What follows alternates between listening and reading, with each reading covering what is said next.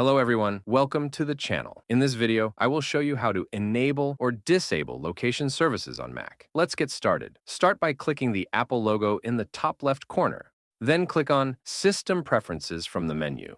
You can also do this from the dock.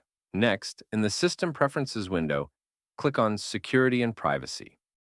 Then select the Privacy tab at the top.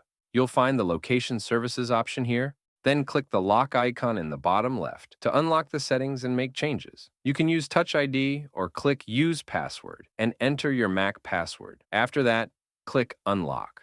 As you can see, the location service is enabled. To disable it, simply uncheck the box and a pop-up will appear. Click on Turn Off, and as you can see, the location service is now disabled. To enable it again, just check the box and the location service will turn on again. That's how you can do it. If you found this tutorial helpful, please make sure to like the video and subscribe to our channel for more content like this. Thank you for watching.